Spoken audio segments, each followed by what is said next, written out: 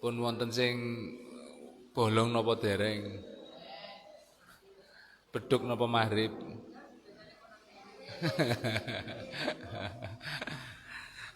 Puasanya ansal pinten sakniki?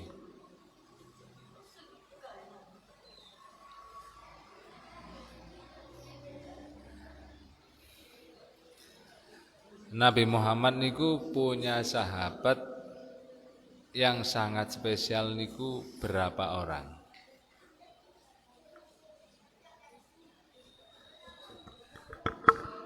Dan jaminannya sahabatnya Nabi Muhammad itu masuk surga berapa orang?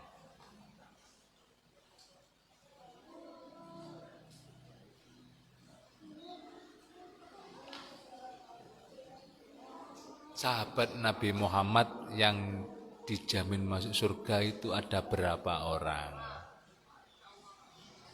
Yang paling utama berapa?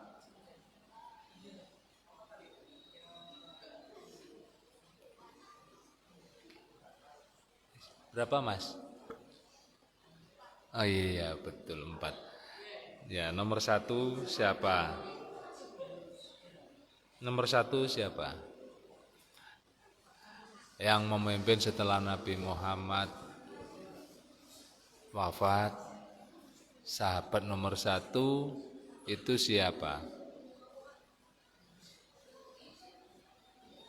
Ya harus tahu, karena mencintai Rasulullah itu juga harus mencintai sahabatnya dan anak cucunya Nabi, habaib itu harus. Nek sampean gak mencintai anak cucunya Nabi, gak mencintai sahabat, Nabi juga gak begitu cinta sama sampean. Ya. Jadi nomor 1 sahabat Nabi yang menggantikan Nabi setelah wafat jadi khalifah. Khalifah itu presiden ya. Itu sahabat Abu Bakar. Abu Bakar As-Siddiq ya. Terus yang kedua sahabat siapa? Sing ada yang bilang itu bahkan jin yang takut sama sahabat Nabi 1 ini. Iblisnya takut. Siapa? Orangnya tegas, keras.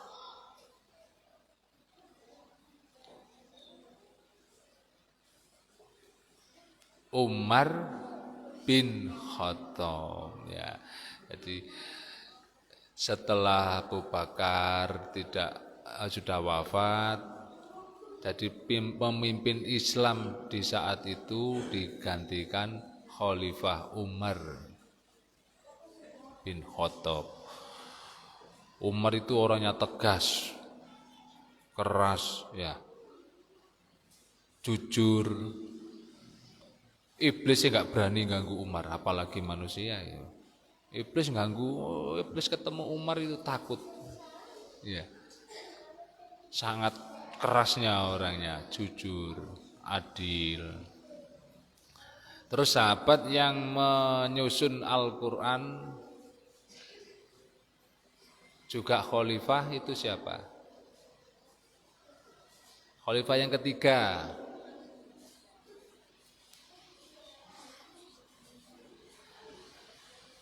Siapa? Utsman bin Affan.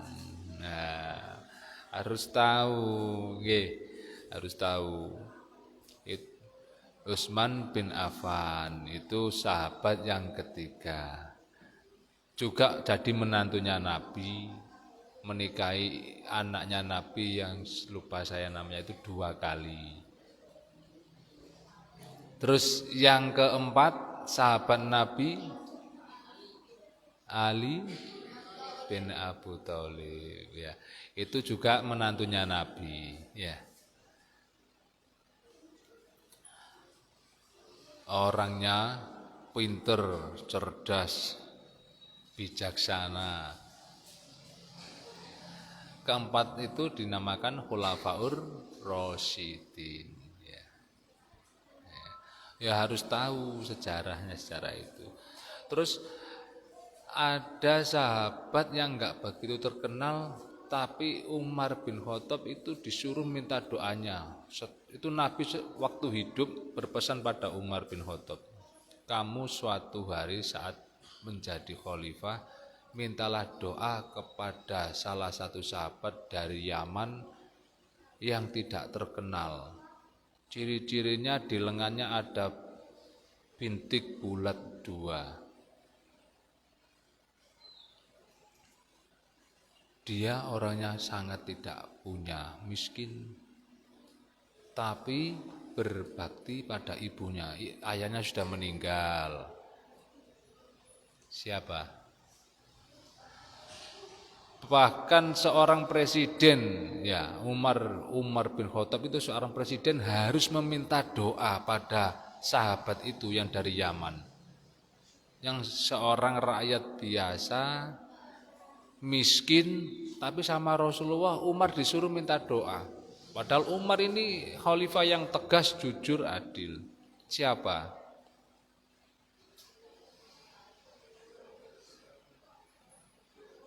Harus tahu, nggih. Sahabat itu namanya Uwas Al-Qarni. Ya. Kenapa Umar disuruh sampai meminta doanya Uwas Al-Qarni? Jadi Umar setiap musim haji itu Yaman ke Mekah itu kan jauh. Itu disuruh Umar mencari setiap jamaah haji, mana yang namanya Uwais Al-Qarni? Enggak ada, karena sangat miskin. Haji kan membutuhkan biaya. Terus tahun berikutnya minta si Umar mencari lagi, mana Uwais Al-Qarni? Enggak ada. Sampai di tahun berikutnya Uwais Al-Qarni ikut haji ketemu sama Umar bin Khattab.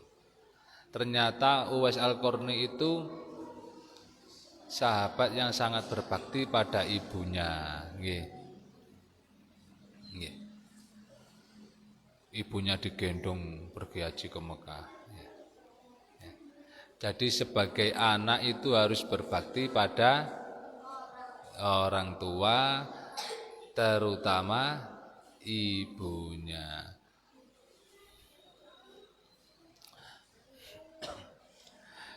Sampaian puasa dari pagi sampai maghrib kan nahan lapar, nahan dahaga, nggih. Harapannya mendapatkan pahala dari Allah Subhanahu wa ta'ala.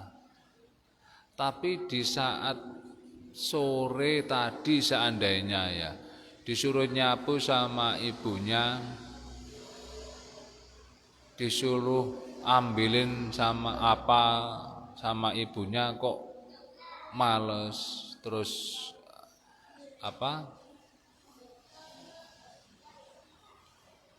marah-marah, mentak-mentak, kok sik tabu. Seandainya itu ibunya kalau enggak ridho, percuma menahan laparnya itu, karena berani. Jadi dapat puasanya dapat, tapi pahalanya enggak dapat karena berani sama orang tua, ya. Wong seorang Umar saja, seorang presiden itu sampai disuruh minta doa pada seorang Uwais Al-Qarni yang rakyat biasa sangat miskin. Orang presiden itu disuruh minta doa sama seorang rakyat biasa hanya karena rakyat biasa itu tadi sangat patuh pada ibunya. Apalagi anak laki-laki, ya nomor 1 itu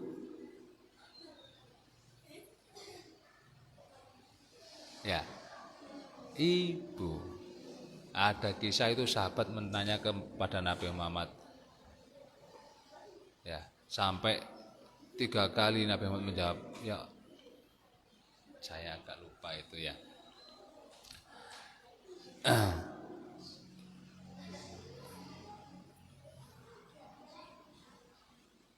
Harus berbakti pada ibunya. Ibunya, keempat baru ayahnya. Jadi ibu itu disebut sampai 3 kali. Makanya kalau sekolah, ya, sekolah mengaji, kalau ingin sekolahnya itu ilmunya bermanfaat, menjadi pintar, mengajinya bermanfaat, menjadi pintar, itu harus patuh sama orang tua dulu, ya. Berangkat, jangan lupa salim, dicium tangannya. Pulang juga gitu. Pulang jangan lupa dicium tangannya. Kalau ayahnya sudah datang dari bekerja, dicium juga tangan ayahnya. Ya. Jadi apapun yang kita lakukan di dunia ini, kalau bisa, sempat nggak sempat itu,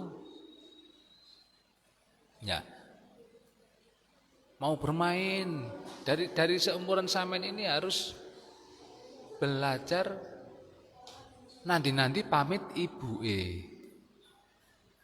Nggih. Karena doa ibu itu yang bisa menyelamatkan kita dunia akhirat.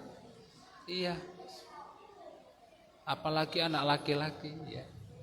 Jadi mau bermain ya pamit, Bu, saya bermain, assalamualaikum, cium tangannya. Enggak hanya sekolah, ya. Pulang bermain, pulang sekolah juga harus seperti itu. Iya, salim. Bahkan kalau mau tidur lebih baik itu salam ke ibu, salim ke ibu. Ya, mau tidur itu salim ke ibu. Bu, saya tidur dulu. Salim ke ibu, Bu, saya tidur dulu. Ayah, saya tidur dulu, salim. Assalamualaikum. Ya. Itu seorang tingkah laku anak kepada orang tua. Ya, sama-sama belajar dari hal-hal kecil, ya. Dari mau bermain kita juga salim, pamit, pulang bermain, berangkat sekolah, pulang sekolah, bahkan mau tidur pun salim ke orang tua, ya. Meskipun orang tua itu tidak sampai disuruh sama anaknya untuk mendoakan orang tua itu sudah mendoakan, ya.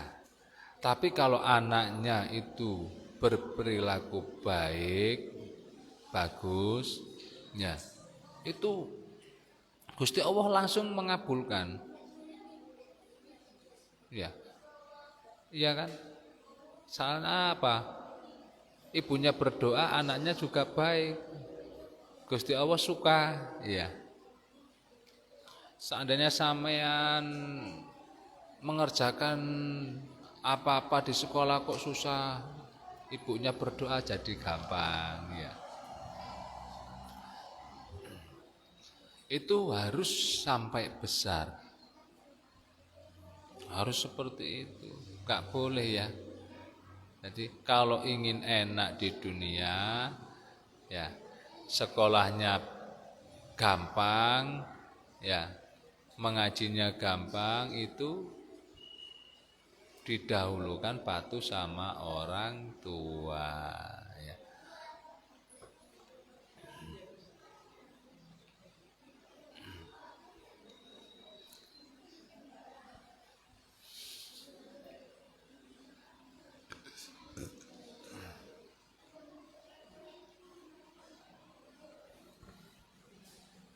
Masih mongkok keri. Aku boleh iya.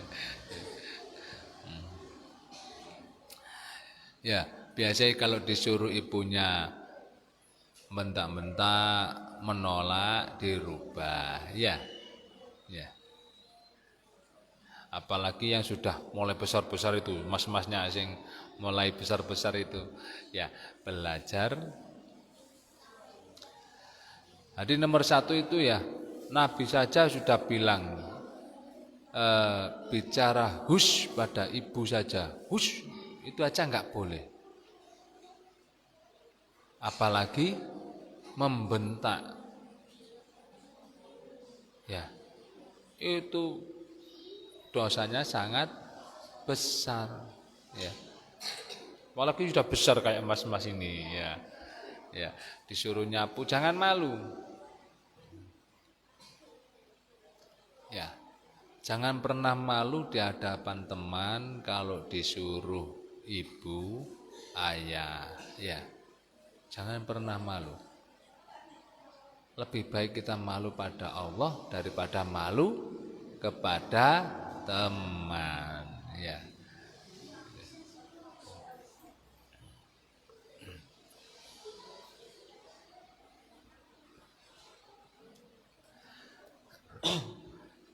Sahabat yang agak mirip dengan Uwais Al-Qarni yang sangat patuh pada ibunya itu siapa? Salman Al-Faris. Itu juga patuh sekali sama ibunya.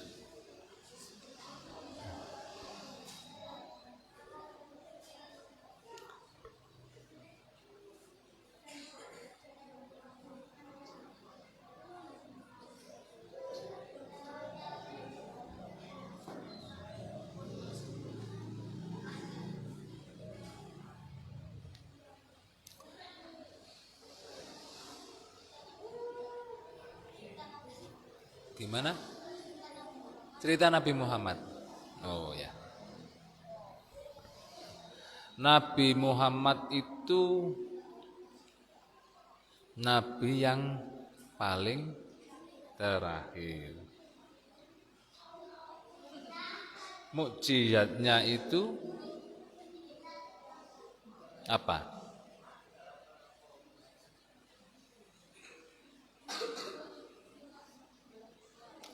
Al-Quran itu mukjizat. Ya. Ya. Nabi Muhammad ke dunia ini diturunkan oleh Allah untuk memperbaiki apa?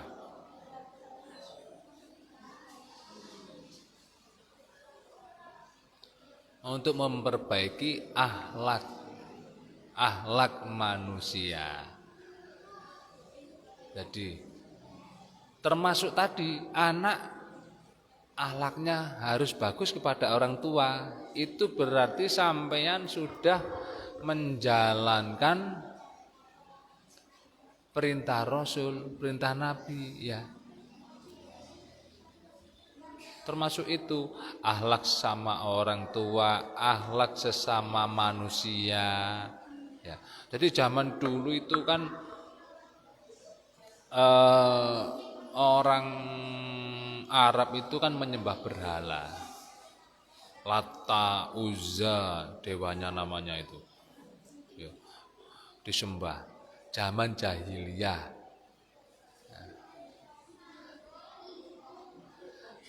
Dan akhlaknya sangat buruk. Makanya Gusti Allah mengutus Nabi Muhammad untuk memperbaiki akhlak manusia.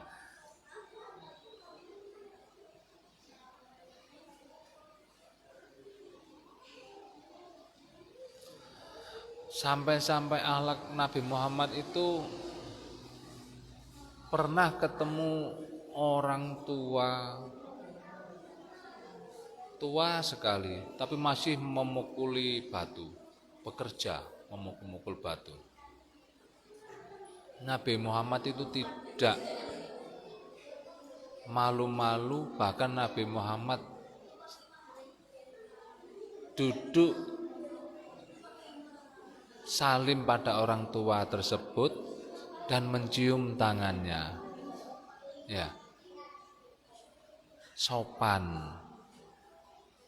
Padahal orang tua tadi itu orang yang sangat tidak punya, orang deso. Ya, Nabi Muhammad seorang nabi. Itu enggak pernah malu duduk di sebelahnya dan salim mencium tangannya. Karena apa? Orang tua tersebut sudah tua, masih bekerja, tidak mau meminta-minta. Ya.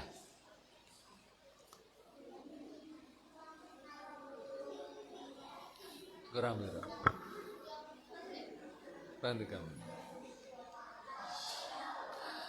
Jadi akhlak kita sebagai anak itu ya satu kepada orang tua, kedua kepada sekitar kita yang lebih tua harus sopan, ketiga sesama teman, sesama manusia tidak boleh saling menyakiti. Ya, itu.